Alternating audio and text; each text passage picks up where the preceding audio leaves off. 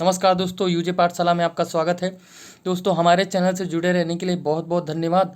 और जिन्होंने हमारे चैनल को अभी तक सब्सक्राइब नहीं किया तो प्लीज़ सरकारी शिक्षक बनने का मौका पाने के लिए हमारे चैनल को ज़रूर सब्सक्राइब करिए और बेल आइकन को दबाना मत भूलिएगा दोस्तों, जिससे हमारे अगले वीडियो का नोटिफिकेशन आपको तुरंत प्राप्त हो जाए और उस वीडियो को आप सबसे पहले देख सकें।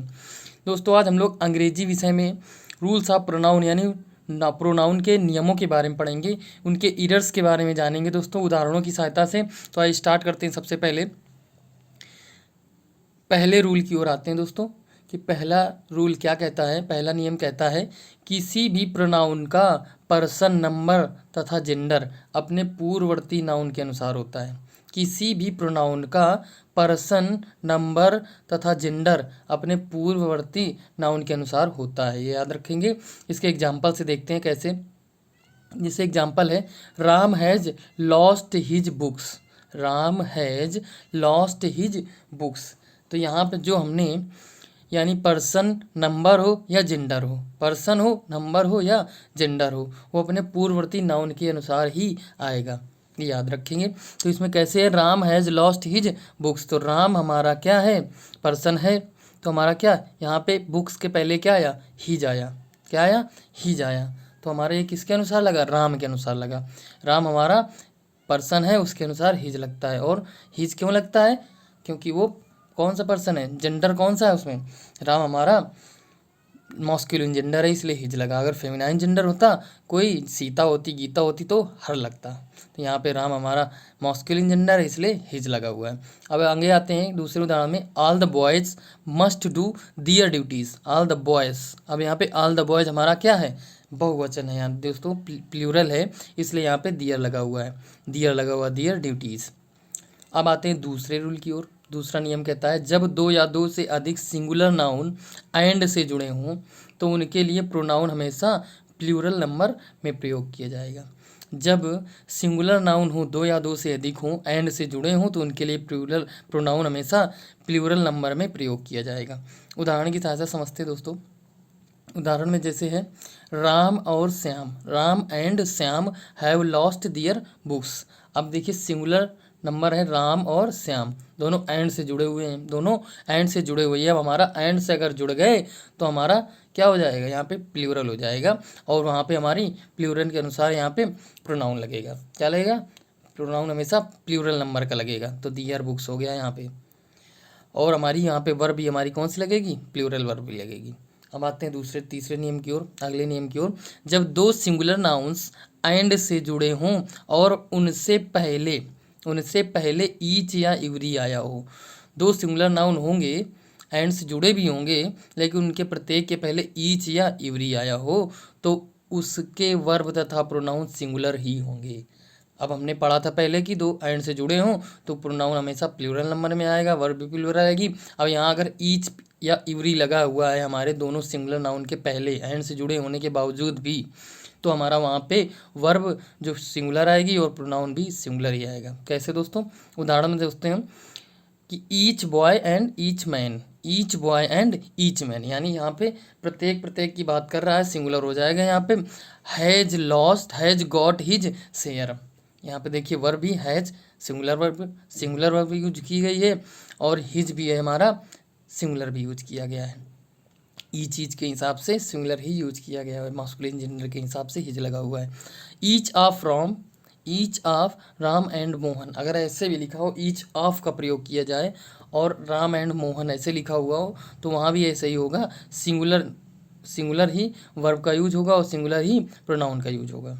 तो has singular verb, his singular pronoun, ऐसे यूज करना है। अब आते हैं दोस्तों अगले उदाहरण की ओर। तो अगले उदाहरण में कहता है जब दो या अधिक सिंगुलर नाउन्स और आइदर और नाइदर नॉर से जुड़े हों तो सिंगुलर प्रोनाउन आएगा, और आइदर और नाइदर नॉर से जुड़े हों तो सिंगुलर प्रोनाउन आएगा। सिर्फ याद रखना है एंड से जुड़े हों तो प्लूरल नाउन आएगा। अगर एंड से जुड़ने होंगे बावजूद भी ईच या एवरी लगा है प्रत्येक के पहले, या ईच ऑफ लगा है सबसे पहले, तो हमारा सिंगुलर प्रोनाउन ही आएगा। यहाँ पर भी हमारा आइदर और नाइदर नॉर होगा तो वहाँ भी सिंगुलर प्रोनाउन आएगा। तो ये है neither the thief nor the dacoits, neither the thief nor the dacoit confessed his guilt.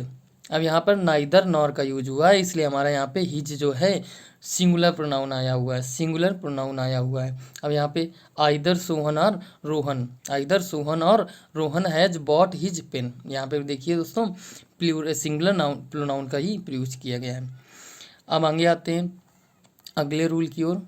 तो अगला रूल कहता है जब एक सिंगुलर सब्जेक्ट और एक प्लूरल सब्जेक्ट और आइदर और या नाइदर नॉर से जुड़े हों, जब एक सिंगुलर सब्जेक्ट हो और दूसरा प्लूरल सब्जेक्ट हो और दोनों जुड़े हों आर या आइदर आर या नाइदर नॉर से जुड़े हों, तो प्लूरल सब्जेक्ट को बाद में लाया जाता है। तो प्लूरल सब्जेक्ट जो होगा वो बाद में आएगा और प्रोनाउन अपने पास वाले नाउन के अनुसार आता है, पास वाले नाउन के अनुसार आता है, यानी पास वाला नाउन कौन सा होगा, प्लूरल ही होगा, क्योंकि बाद में लाया जाएगा। तो ये देखिए दोस्तों कैसे, आइदर सीता और हिज फ्रेंड्स, आइदर सीता और हिज फ्रेंड्स फॉरगॉट दियर बुक्स। अब यहाँ देखिए दोस्तों ये जो दियर का यूज किया गया है ये प्रोनाउन जो है ये प्लूरल प्रोनाउन है। अब हिज फ्रेंड्स जो हमारा है ये बाद में लाया गया, ये क्या है हमारा प्लूरल सब्जेक्ट है, प्लूरल सब्जेक्ट है। इसी तरह अगर neither Ram nor her brothers, इसमें भी देखिए प्लूरल सब्जेक्ट बाद में आया और उसी के अनुसार हमारी यहाँ पे प्लूरल प्रोनाउन लगा हुआ है। Neither Ram nor her brothers failed in doing their work, their लगा हुआ है। तो अब आगे आते हैं दूसरे नियम की ओर दोस्तों। दो या तीनों पर्सन्स का प्रयोग एक ही वाक्य में करने पर उनको क्रमशः इस प्रकार लाया जाता है, कैसे, पहले दूसरा सेकंड पर्सन, फिर थर्ड पर्सन, फिर फर्स्ट पर्सन। इनको याद करने के लिए कैसे ट्रिक है, 231 की संख्या याद रखेंगे, 231 यानी second person, third person, first person, ऐसे सीरीज में आएगा। मान लीजिए अगर सेकंड पर्सन नहीं है वाक्य में तो थर्ड पर्सन फिर फर्स्ट पर्सन, यानी थर्ड पर्सन नहीं है तो सेकंड फिर फर्स्ट, ऐसे करके आ जाएगा। तो उदाहरण इसके देख लेते हैं, जैसे you he and I, you he and I R fast friends. अब इसमें यू हमारा सेकंड पर्सन, ही हमारा थर्ड पर्सन, आई हमारा फर्स्ट पर्सन, इस तरह से आएगा 231 की सीरीज में। अब आया you and I can together. अब इसमें देख लो दोस्तों कि हमारा यहाँ पे थर्ड पर्सन का यूज नहीं हुआ है तो सेकंड पर्सन फिर उसके बाद फर्स्ट पर्सन, ऐसे सीरीज में आ जाएगा सीरियल से। अब आया you and Mohan are relatives. अब इसमें सेकंड पर्सन है, थर्ड पर्सन है, फर्स्ट पर्सन नहीं है तो ऐसे आ गया। Hari and I opposed him, यहाँ पे थर्ड पर्सन है और फर्स्ट पर्सन है तो इस सीरीज में आ गया। ऐसा याद रखेंगे, 231 सीरीज याद रखेंगे, बीच में कोई गायब होता है फिर भी उसी सीरीज में लिख देंगे सीरियल से। अब आगे आते हैं अगले नियम की ओर। इसमें कहता है यदि किसी नाउन या प्रोनाउन के बाद आई आए, यदि किसी नाउन या प्रोनाउन के बाद आई आए तो उनके साथ उनके साथ आने वाला प्रोनाउन जो है फर्स्ट पर्सन प्रोनाउन में आता है, उनके साथ आने वाला प्रोनाउन जो है फर्स्ट पर्सन प्रोनाउन में आता है। और यदि किसी थर्ड पर्सन के साथ यू का प्रयोग होता है, किसी थर्ड पर्सन के साथ यू का प्रयोग होता है तो सेकंड पर्सन का प्रोनाउन आता है। ये याद रखेंगे, दो नियम बहुत अच्छे से हैं कि अगर नाउन या प्रोनाउन के बाद आई आए तो उसके साथ आने वाला प्रोनाउन जो फर्स्ट पर्सन प्लूरल में आता है, और यदि थर्ड पर्सन के साथ यू का प्रयोग हो तो सेकंड पर्सन का प्रोनाउन आएगा, ये याद रखेंगे। उदाहरण की सहायता से देख लेते हैं, जैसे Mahesh and I, Mahesh and I यानी नाउन हमारा महेश है उसके साथ आई आया हुआ है तो आई के उसके साथ आने वाला जो प्रोनाउन होगा वो फर्स्ट पर्सन प्लूरल के में आएगा, फर्स्ट पर्सन यानी आई के अनुसार आएगा तो अवर हो जाएगा, फर्स्ट पर्सन प्लूरल के अनुसार आएगा तो फर्स्ट पर्सन का प्लूरल हमारा वी के हिसाब से लगाएंगे तो अवर हो जाएगा। ये याद रखेंगे दोस्तों, बहुत अच्छा रूल है। तो आई अगर आता है हमारा फर्स्ट नाउन या प्रोनाउन के साथ तो जो उसका प्रोनाउन आएगा वो हमारा फर्स्ट पर्सन का आएगा, लेकिन क्या प्लूरल आएगा तो आई ये अवर हो जाएगा। वैसे माई होता अगर सिंगुलर की बात करते तो यहाँ पे प्लूरल आएगा तो आवर लेसन्स हो जाएगा। अब you and Sheela should read your books. अब यू एंड शीला यहाँ कहा गया कि थर्ड पर्सन हमारा शीला, इसके साथ यू आएगा अगर तो सेकंड पर्सन का प्रोनाउन आएगा, तो सेकंड पर्सन का प्रोनाउन योर हो गया दोस्तों, क्या हुआ योर हो गया। किसी भी सीरीज में लिखे हो you and Sheela should read your books, series तो वही होगी दोस्तों जो हमने 231 की बताई, तो उसी सीरीज में लिखे होंगे, लेकिन यू अगर साथ में आ रहा है तो हमारा योर ही लगेगा, क्या प्रोनाउन, यानी सेकंड पर्सन के अनुसार ही लगेगा। अब आगे आते हैं अगले रूल की ओर। अगर तीनों पर्सन्स का एक साथ प्रयोग किए गए हों तो उनके साथ फर्स्ट पर्सन बहुवचन का प्रोनाउन आता है, फर्स्ट पर्सन बहुवचन का प्रोनाउन आता है। जैसे you, he and I must do our work. Our जो हमारा है फर्स्ट पर्सन बहुवचन यानी प्लूरल का प्रोनाउन है आवर। तो ये याद रखेंगे। अगर 231 में है तो उसके साथ जो प्रोनाउन आएगा वो आएगा किसमें, प्लूरल फॉर्म में, तो आवर आ जाएगा, ये याद रखेंगे। अब आने आते हैं, यदि किसी वाक्य में टू बी वर्ब का कॉम्प्लीमेंट कोई प्रोनाउन है, टू बी वर्ब का कॉम्प्लीमेंट कोई प्रोनाउन है तो वह सदैव नॉमिनेटिव केस होता है। नॉमिनेटिव केस दोस्तों इस उदाहरण में देखते हैं। टू बी वर्ब है, जैसे टू बी वर्ब क्या होती हैं दोस्तों, इज, एम, आर, वाज, वर, ये सब हमारी टू बी वर्ब होती हैं। ये हैं, अगर इज हमारी यहाँ पे है दोस्तों, देखिए हमारी यहाँ पे इज है, तो ये इज है तो उसके साथ हमारा क्या आएगा, नॉमिनेटिव केस आएगा। कॉम्प्लीमेंट कोई प्रोनाउन है तो हमारा कॉम्प्लीमेंट है, ये प्रोनाउन है आई, तो उसके साथ क्या आई हमारा किस केस में आया, नॉमिनेटिव केस में, यानी सब्जेक्टिव केस में आया हुआ है दोस्तों, याद रखेंगे। It is I who can help you, इतना याद रखेंगे ऐसे कि नॉमिनेटिव केस में ही आएगा टू बी वर्ब का कॉम्प्लीमेंट कोई प्रोनाउन है तो। अब आगे आते हैं दोस्तों, जब कोई प्रोनाउन किसी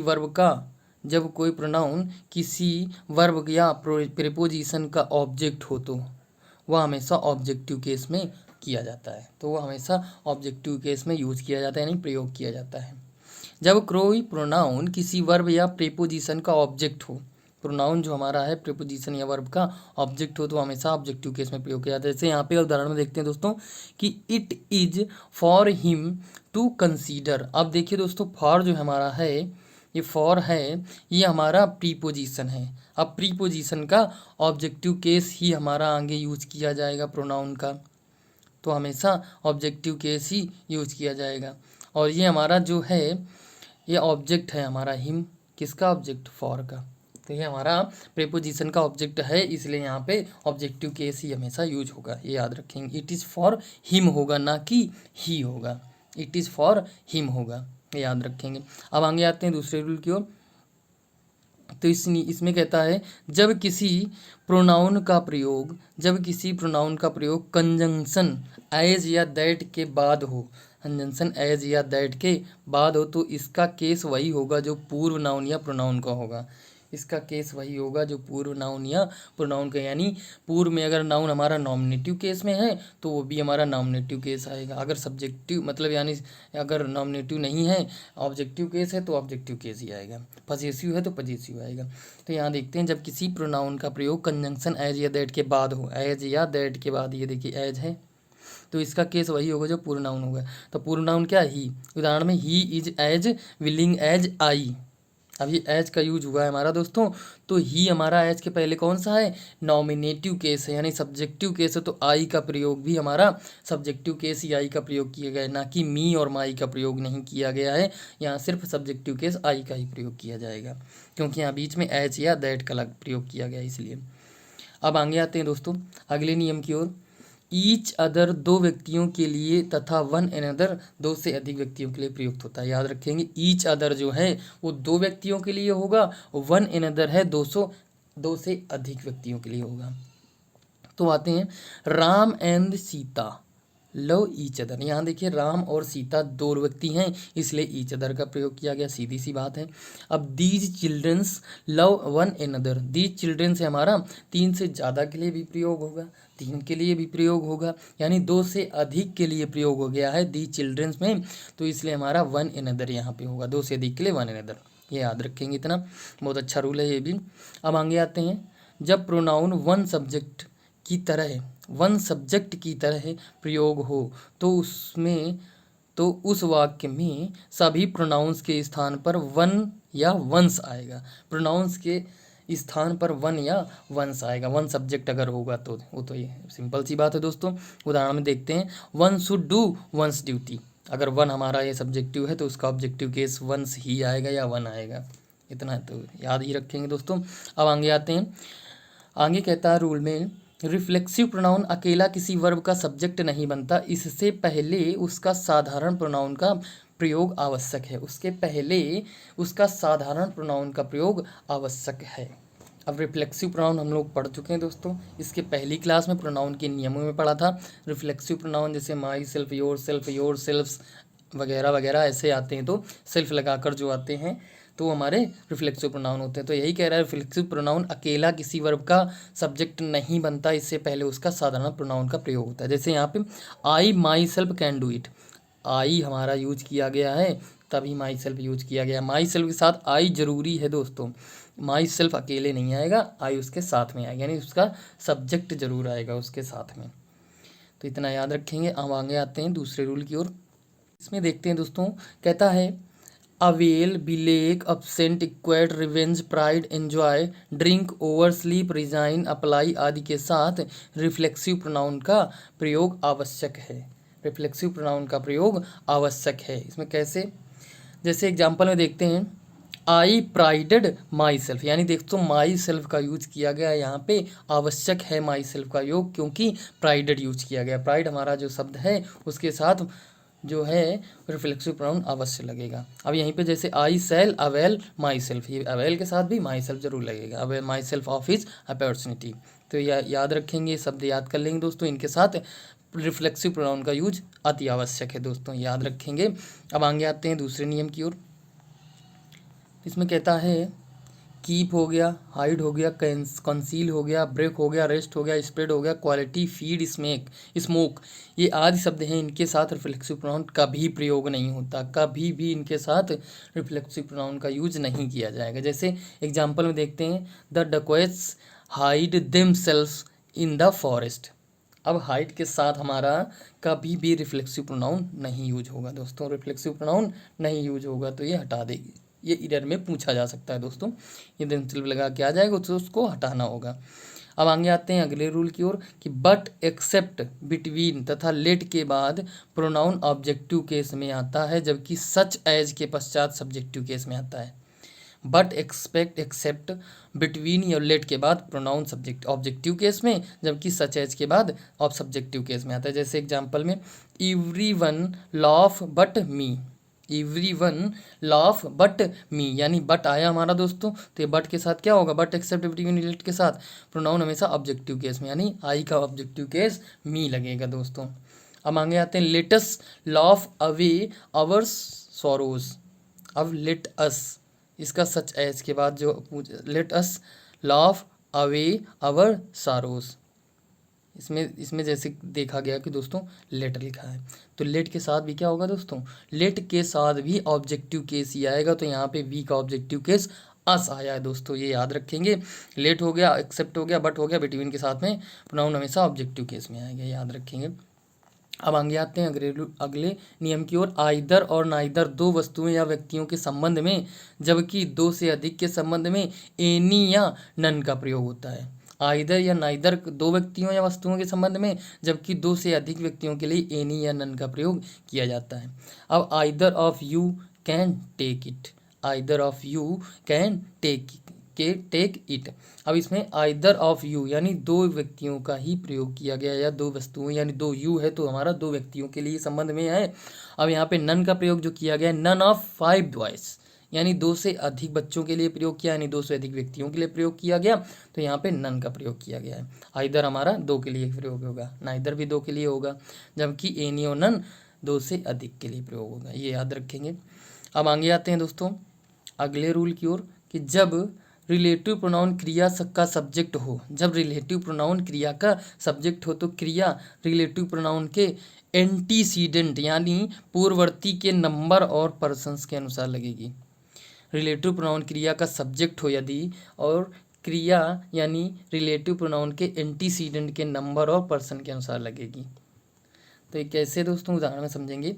it is I who am your friend, who am your friend. अब यहाँ पे दोस्तों देखते हैं कि इट इज आई लगा हुआ है, अब उसने क्या कहा था, रिलेटिव प्रोनाउन, रिलेटिव प्रोनाउन का सब्जेक्ट होगा हो, रिलेटिव प्रोनाउन यहाँ पे सब्जेक्ट है। कैसे दोस्तों, हु हमारा जो लगा है यहाँ पे प्रश्नवाचक, तो यहाँ चिन्ह के प्रश्नवाचक के रूप में तो यूज नहीं हुआ है, यहाँ पे क्या हुआ है, सब्जेक्ट के रूप में प्रयोग हुआ है, तो उसके पूर्ववर्ती का नंबर पर्सन के अनुसार लगेगा, तो आई हमारा लगा हुआ है उसी के अनुसार।